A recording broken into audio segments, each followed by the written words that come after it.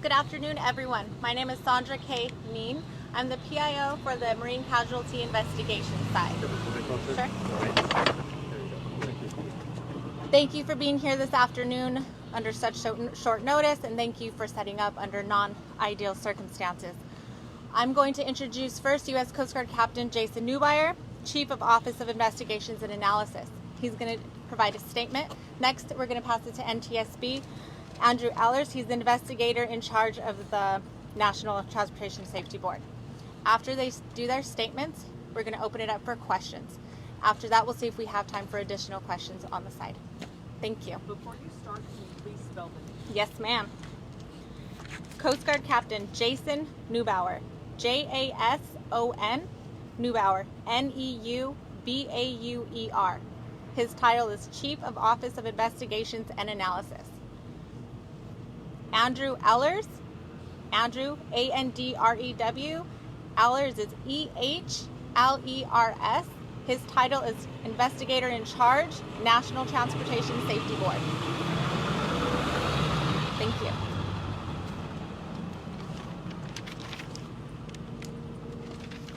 Good afternoon, everyone. My name is Captain Jason Neubauer. I'm the Chief of the Office of Investigations and Analysis at Coast Guard Headquarters. I'm here today coordinating this investigation, and joining me are the lead investigating officers, Lieutenant Commander Brian Porter from our National Center of Expertise for Investigations in New Orleans, and Lieutenant Commander Braden Rostad, who is the Chief of Investigations here at Sector Los Angeles, Long Beach. First off, I want to say that I'm here from Coast Guard Headquarters to coordinate the investigation, but my thoughts go out to everyone here. I'm a native of Redondo Beach, and everyone affected by this tragedy has been in the thoughts of us at Headquarters and myself. I'm going to be giving some details on the investigation, but just to set expectations, I'm going to be talking about the vessel aspects, the Marine Exchange Vessel Traffic Service, and anchoring aspects. I'm going to defer questions related to the pipeline or the platform to the agencies that are in charge of those investigations. And we're going to be comparing evidence later. But for now, that will be the Pipeline and Hazardous Materials Safety Administration for pipeline issues, and the Bureau of Safety and Environmental Enforcement for the platform. This, as you are aware, on Saturday, October 2nd, the Coast Guard became aware of the oil spill off the Southern California coast and began a response operation that will also be part of the investigation. However, on October 5th, my Office in Investigations Analysis received a report and evidence that indicated this incident was likely due to an anchor drag situation. That was some underwater video evidence, and based on that, this became a marine casualty investigation that also is designated as a major marine casualty investigation. We make that designation at my office, and that also sparks National Transportation Safety Board notification and an independent investigation by their investigators. That notification was sent over the evening of October 5th, and after conferring between our headquarters with the National Transportation Safety Board, it was decided the Coast Guard would be the lead federal agency. And that means that during the fact-finding stage of this investigation, we'll work closely with our NTSB partners to gather the information during this fact-finding phase, and then later we will break off and each will conduct an independent investigation. I want to give you an update on some of the evidence that we've come across since that initial underwater video, and that includes a detailed underwater survey video that was released last night. I think the public has seen that, but it indicates that the damaged portion of the pipeline, you can see some marine growth and also a 13-inch crack. It's about a linear fracture on the pipeline is visible, and that section of the pipeline was previously encased in concrete. So you can see that there was probably a likely initiating incident of some kind of anchor drag over that section, but since that time there's been significant growth. So that tells us that has refocused the frame and time frame of our investigation to at least several months to a year ago. And I can say safely that we're confident that back in October 2020, the pipeline was intact, and as it was surveyed by the company, we have GPS coordinates that show the pipeline was on station at that time. Since October 2020, the pipeline has deflected 105 feet, and we have casing damage, and then of course the crack that occurred since that over the course of that year. So as you can imagine, we are now sifting through 1 year worth of automatic identification system data, radar images from multiple sources, including the Coast Guard's Marine Exchange Vessel Traffic Service, and as well as the Los Angeles pilots. That data will take some time to review, and we already have several leads. I also want to make everyone aware that we are examining a heavy weather event that occurred on this year, on January 24th to 25th, that was monitored closely by the Vessel Traffic Management Service, and we have a lot of data for those 2 days. We're going to comb over that and get a very detailed picture of the communications and the vessel movements during that time. But in addition, we're going to be looking at every vessel movement over that pipeline and every close encroachment from the anchorages for the entire course of the year. So that will lead to future boardings. I think we've already done 2 boardings of vessels that were recently in close proximity to the pipeline. And I think it's important to remember that this event could be multiple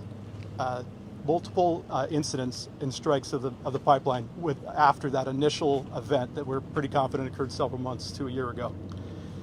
For that reason, we're going to keep looking at vessels, a number of them, and we're not ready to rule out any vessels as a contributing cause to this incident. And there are also other things to look at, including geological events in the recent earthquakes that were here. Now, when you look at the fracture on the pipeline, which is very linear in nature, and that kind of fracture we've seen in other incidents can happen either from stress altogether, or it can be a very gradual crack that could have been in place for a long time and just getting worse over time. So, with that in mind, the amount of oil, some people, it's not clear exactly when the oil began to leak from that area. So that's just something another factor we're going to have to look at, as the length of time potentially this could have been in place. A part of this investigation, in addition to finding the vessel involved, will also include a close look at how the Coast Guard designates the anchorages around here, the federal anchorages, that once you get beyond 3 miles, it becomes a federal anchorage.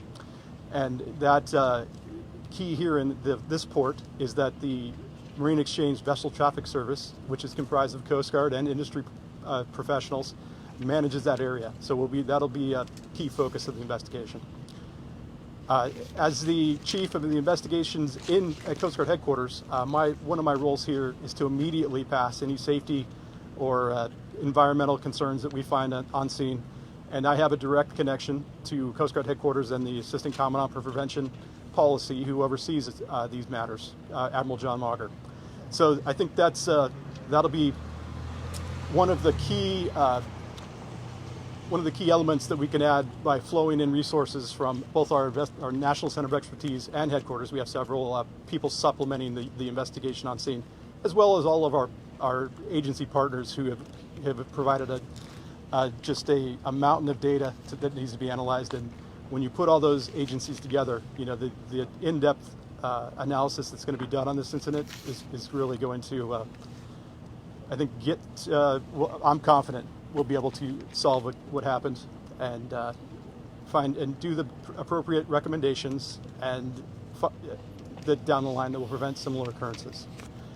At this time, I'd like to pass over to my colleague from the National Transportation Board, Mr. Drew Ellers. Thank you.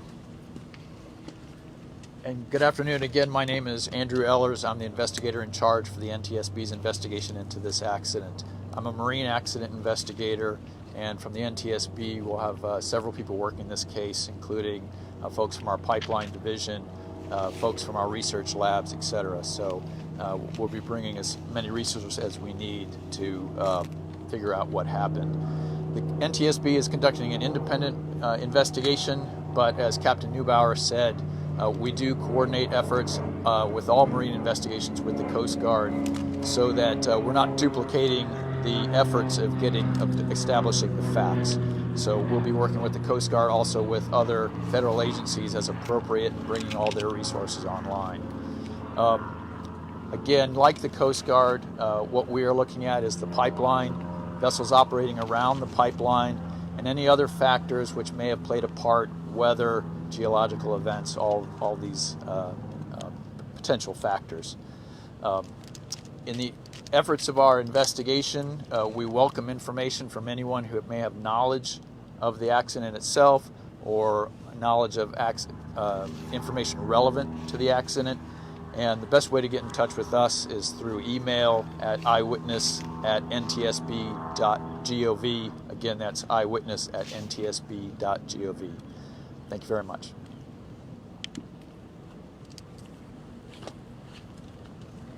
We're going to open it up for questions. If you can, try to direct your question to the representative who you want to answer. Thank you.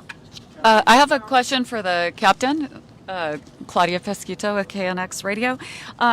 Any more clarity on the amount of oil that's spilled? And then if you can just give us an overview of the various investigations that are taking place and like the timeline that's expected. Real quick, any questions related to the response or cleanup is going to have to be directed to the Unified Command. Captain will comment on the investigation side only. The question was about investigations. Sorry, Claudia. Okay. Just look at the camera, so please. Yeah. Thank you. Okay, well, just to answer the first, the Unified Command for the response is really monitoring the amount of oil spilled and cleaned up. So that I'll have to defer to the Unified Command for that question. Now, there are several investigations underway, but for the marine casualty investigation, the lead is the United States Coast Guard, along with the National Transportation Safety Board, and also supported by FSMA and the Bureau of Safety and Environmental Enforcement, BSEE. So that those entities are contributing right now to are the main contributors to the marine casualty investigation, and there are many other local agencies.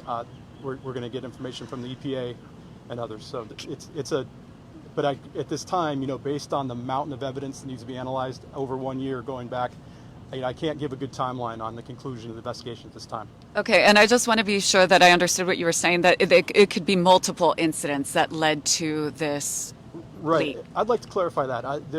We're fairly certain that there was one, at least initiating incident that occurred several months to a year ago of an anchor drag situation. We're confident now that it was a large vessel. We've done, our Marine Safety Center at headquarters has done an analysis of the metric force tons that would be required to move that pipeline 105 feet. And it could not be a fishing vessel type, smaller vessel like that, because there is a fishing grounds area near this.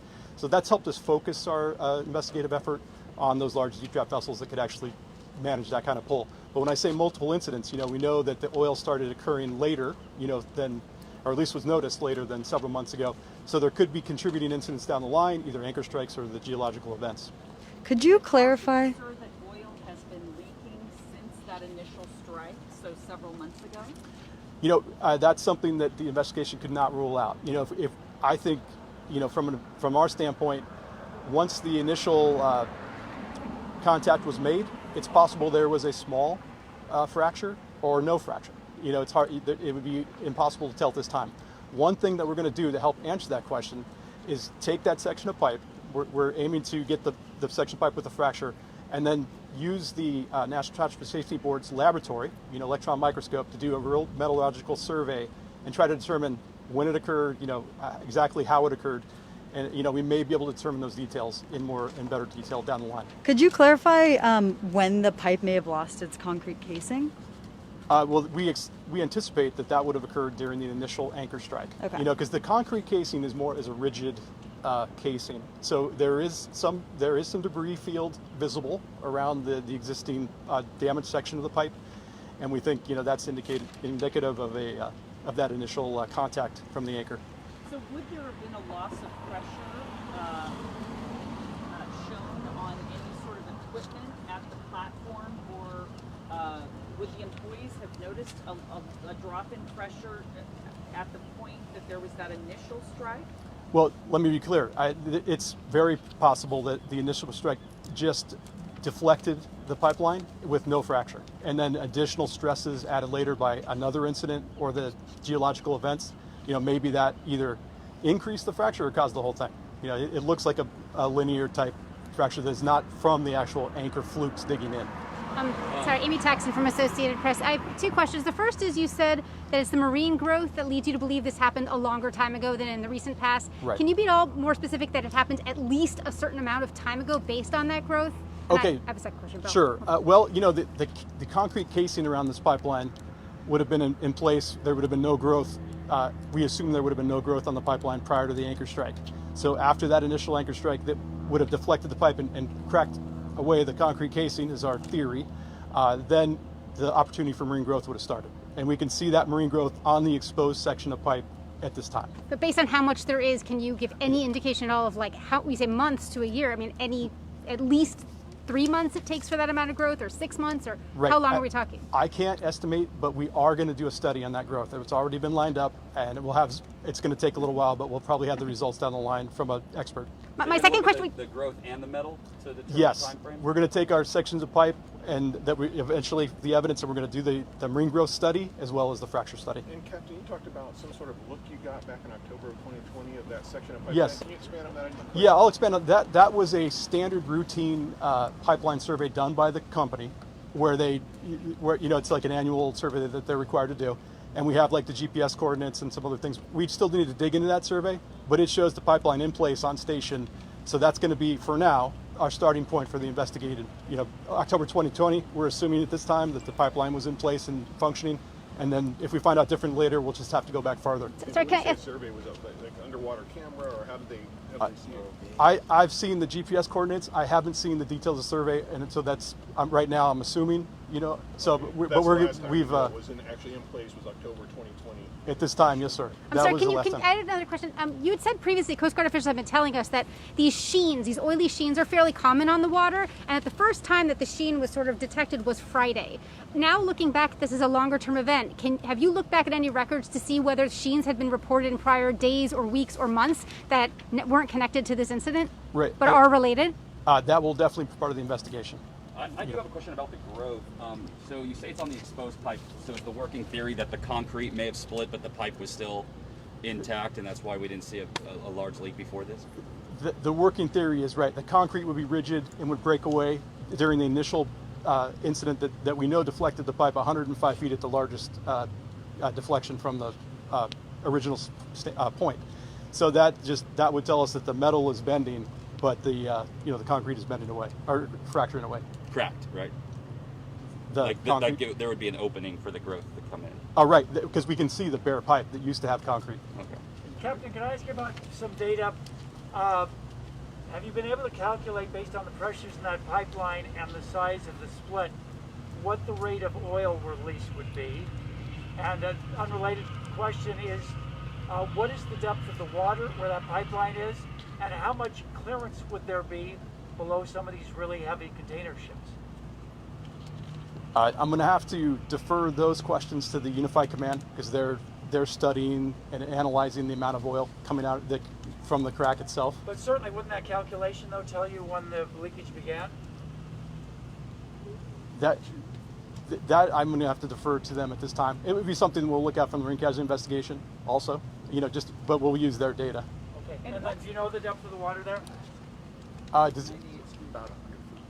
Okay, it's approximately 100 feet in that area. And what's the draft of those big container ships? Oh, that can vary, sir. Well, what's the range? I don't have the range, but I've seen drafts up to. It would never be down to 100 feet.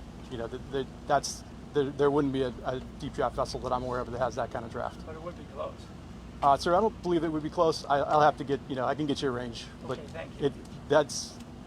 that is not part of what we suspect is contributing to this incident.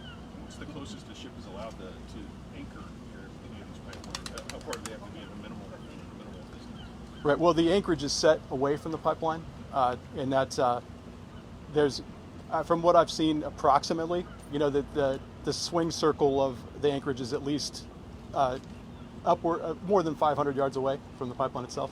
You mentioned a heavy weather event in January. Yes. Can you explain why that's relevant? Yeah, that's relevant. There was heavy winds in this area. It was a very unusual storm. I think we look back at other heavy weather events over time, and there was only one other from 2017 that raised to that significance. It's difficult for large vessels to anchor in a heavy weather event. The heavy winds can, the sail area alone on the vessels can cause some movement and possibly dragging of anchors. So that is why we're going to be taking a close look at that incident or that time frame. And going back to October of 2020, I'm trying to remember the traffic offshore. What do you recall? I mean, it wasn't like it is now. That's correct. That's one thing that we have verified. The amount of traffic, the level of congestion was not similar to what we're seeing today. Was it normal congestion? I'm not an expert on this port, but from what I've just anecdotally heard, it was about normal. This port's always busy, and the anchorages were still occupied, but it wasn't the level we're seeing now. No, you're good. If you go back to that January 24th, 25th, you're saying you're going to analyze the data. How specific is the data? Will it show you? Would you have GPS coordinates kind of within 100 yards or so of where ships were, and can you tell?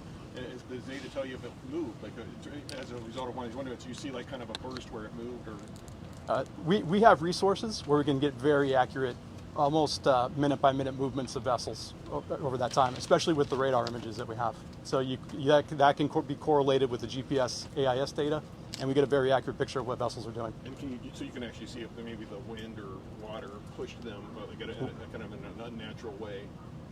Yes, sir. Because we'll know when the Marine Exchange Vessel Traffic Service has a very good idea of every vessel anchored. They have a modern system of monitoring. We can see their radar, and they have alarms if vessels are too far off or are starting to get blown off their anchorages. It's a very modern system, and so we're going to use that data. We're going to leverage it fully. This might be a silly question, but what's the process of somebody drop an anchor? Do they wait till they're over where they're supposed to drop, or is it something they start as they approach, they drop the anchor, and maybe that's what happened? Right, sir. I think what you're saying is, those large vessels, it is an operation to drop an anchor. And that's something that we can see, positionally. Normally, that's all done within the circle, that they're designated to anchor in, and so we can tell, if they go outside that and do any operations outside their designated area. And kind of going off of that, how can you walk us through what a vessel might feel if they were to hook a pipe like that or hit it? Would they, because they're such large vessels, would they actually feel it or sense it? Do you know? I can't speculate on that, because especially in varying weather conditions, it's hard to say what a vessel would feel. These are very, very large vessels, and often, I've seen past incidents with vessels having collisions where they haven't even noticed, because it is such a large mass. And just to clarify, is it possible that an anchor impacted the concrete casing but did not reach the metal, and then corrosion in the months following caused the slip, the 13-inch slip? Just to clarify, it's definitely possible that the anchor would break away the rigid concrete casing of this, and then that the pipe itself, which is metal, would bend. And in this case, we know it was deflected and bowed out at 105 feet from its original line. So you can picture a bow around a straight line. So that in itself, talking to industry experts, would put stress on the metal, when you bend it that far. So then the question becomes, did the fracture occur simultaneously, or was it something small? And that's why I want to get that section of pipe and do the metallurgy testing. And when do you think you'll get that pipe? We're working on that right now with our partners. We got to make sure that we do that without any additional leakage to the environment. So we're doing it very carefully. We were all given, estimates yesterday from the Coast Guard that were done independently that said at least 25,000 gallons leaked and no more than 132,000 gallons leaked. But based on this new information about the potential, sort of length of this event, what do we make of those estimates? Are those still accurate, or do you believe that this could be an entirely different scenario? Yeah, those are the best, estimates we have at this time. The fact that there were at least no known reported other sightings of oil from this incident, that leads to believe if it was a small fracture originally, that it must not have been leaking a good deal of oil. That's the analysis. Can you answer any questions about the timeline of this incident was reported? We have a lot of questions about whether there was a radio broadcast issued, Right. whether there's any response from the platform. Can you discuss any of that, or is that the different agency? Right. No, that will be part of this investigation. But we are right now sifting through a lot of data. Like we're going to have to look. There's a lot of inputs to the command centers. And so we're part of the investigation. We have that data. We need to look at every phone call, every call out. We're going to transcribe those, but it does take time, and I don't want to comment on the exact timeline at this point. On that note, though, can you address there's the one big question that there was a 2:30 a.m. low pressure warning on the pipeline. And Okay. Should the operator have known that and reported something about that at that time? Right. Now that is when you go to the pipeline questions, I'm going to defer that to FSMA. They're the experts on the pipelines. They have the data. We know that. They're analyzing it right now. It's going to take some time, and they are willing. They've said that they will, respond to questions. But we're understanding that there was a Coast Guard was communicating some kind of radio broadcast to the sort of platforms that was prior to that 2:30 a.m. Was that actually communicated? And can you say whether there was any response? Well, right now we're looking at the entire broadcast. We have all of the radio broadcast time from that, during the time of the incident. So we have to review that and just look at every broadcast that was made. So right now I don't want to comment on that. How much longer will this investigation take? I guess if you compare it to the original thought that maybe this happened more recently, how much time does this add now, looking at it as something that might have happened up to a year ago? Right. This is going to add some time, and I say that because as we develop targets of interest, vessels that may have done this, they're likely going to be a foreign vessel, a foreign deep draft. That what you will probably see moving forward, and what we anticipate is we will have to board these vessels as we can, and over the time, and it can be really at any port around the nation. We'll be ready to do that, but that's something that will take some time. What's the metal makeup of the pipeline? Is it steel, iron? Do you have that? I believe it's steel. Oh, sorry. I believe it's steel, but the composition of the pipeline we don't know yet. And what is the thickness? Do you know? I don't know that. I know the information is available. I just don't have it with me. Okay, thank you. Captain, if I could just get you to explain you mentioned that it's a linear crack, and you said that it would indicate that it was not the anchor. Like, if you could explain that part. Yeah, if you've probably seen the pictures of the crack. It's not like a gouge that you would expect from an anchor fluke that maybe went through the pipeline itself. It looks like a very linear and narrow crack that is not indicative of an anchor strike itself, more of a bend. Is it fair to say you're now 100% confident this was caused by a ship and an anchor? And above and beyond that, how confident are you, given the fact there's this timeline you're saying now that could be months or a year away, that you'll be able to identify the culprit? Well, I can tell you that I'm highly confident. I'm convinced that this was initially the initial event that deflected the pipe itself was an anchor strike. But I cannot give you a definitive on whether we will have the absolute vessel that did it or that caused the initial event. But we're confident in the investigation. Would that be criminal charges against the boat operator if you were able to identify? Yeah, I don't want to speculate on criminal charges. What could be the possible scenario here is that after the initial deflection, there was no oil whatsoever coming out of the pipe. So it's possible that somebody had no idea that there was an incident that was occurring, or that they had done any deflection to the actual pipe. But I have a question, because if you have the Coast Guard sets up specific spots for these vessels to anchor, they're not supposed to be near this pipeline. They're not supposed to be near this pipeline. So how could a vessel anchor on top of a pipeline and move the pipeline, and somehow this would not be at fault? Yeah, just let me be clear that we're not sure of the scenario. This could be a vessel dragging an anchor that they don't realize is down. I've seen that scenario before. It could be a scenario where a vessel is already anchored and dragging its anchor. So that we have to look at all those aspects. But aren't these parking spots meant to prevent that from happening, so that we don't have pipelines and anchors together? I mean, we've had this situation for years and years off the coast. This hasn't happened presumably until now. So how can we say that dropping an anchor that somehow interferes with the pipeline, that there would be absolutely no responsibility on the part of the vessel? No, I never said there would be no responsibility on the part of the vessel. Okay. Yeah, there are a number of violations. I mean, that's part of this investigation. So I'm just saying it's too early to speculate on whether it be civil penalties or that would be something this marine casualty investigation would recommend, and then be pursued separately. Is this a rare occurrence? It is. In fact, my Office of Investigation Analysis has done an analysis of the last similar anchor strike incidents over the last 10 years. We're now going back to the year 2000. I can produce those results. I know that I think there was only one that we could find that led to an oil spill, like similar. But I'll get those exact details and we will publish those. You said that the Coast Guard had boarded 2 ships in the course of the investigation so far. Right. Can you explain why those ships are now ruled out? Like what information you know about? Yeah, I just want to be clear that we're at the point in the investigation where we're not ruling out any vessels because of the possibility of additional strikes from the initial event that could have occurred more recently. So right now we have a lot of evidence from the boardings that we've done.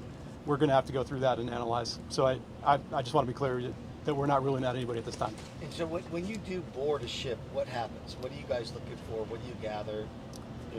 Can you just walk us through it? Yeah, no, we look at, especially in an instance like this where we have a targeted incident that we're looking for, we'll check definitely the anchors. Many times you can see fresh damage to an anchor. We've seen that before in anchor type incidents. We'll check all the vessel logs. We'll look. Sometimes there's electronic data available. Vessels have a voyage data recorder. We try to get that, and those sometimes can record over. That evidence is perishable, but if it's there, we try to grab it. And and we'll also do interviews with crew. We have crew lists available for when vessels arrive in the United States, and we can look at those crew lists and do interviews with anybody that's still on board. And so those are just a few of the things we've checked for. So since October of 2020, how many ships have moved over that pipeline? Right, and that is the key to the investigation. We're going to have to look at every track line, and see every time somebody at least crossed in that 4,000-foot section that's of interest. So we're talking what? Thousands, tens of thousands, how many? Yeah, we just began that analysis, so I can't give you a good number. I think it's going to be a lot of vessels. So that's why part of this investigation is going to take a while. A question for Mr. Ehlers. Would losing the concrete casing around the steel pipeline make it more vulnerable to corrosion, or are there sacrificial anodes and other design features so that losing the concrete shouldn't matter about corrosion? Sure. Well, I'm going to have to apologize and say I'm a marine expert, a ship driving expert. I'm not a pipeline expert. So that is something that we're going to look at, though, with our pipeline experts at the NTSB. So I can't answer your question directly, but we will get that answer as part of our investigation. The question of this pipeline, according to the original plans, was meant to be below the sea level, it says in the written materials. Obviously ended up sitting on top of the sea level, being encased. Is that part of the problem here?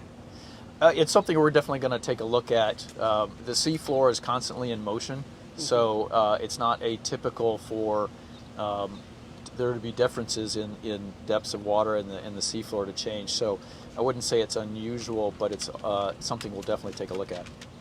Can you say when the pipeline was shut off? At what time on Saturday? Do you know? I know it's not pipeline questions, but that's detection. Yeah. Sorry, I'll have to defer to the Unified Command on that. Do you have the exact date in October of 2020 when it was last seen intact?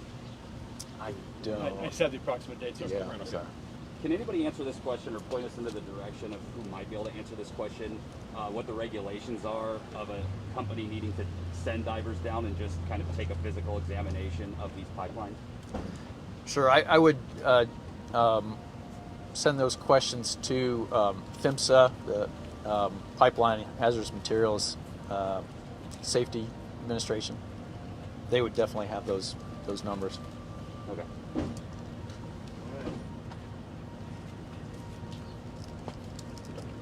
Thank you, sirs. When can we expect to have another briefing or update? When do you expect that there'd be something new to share?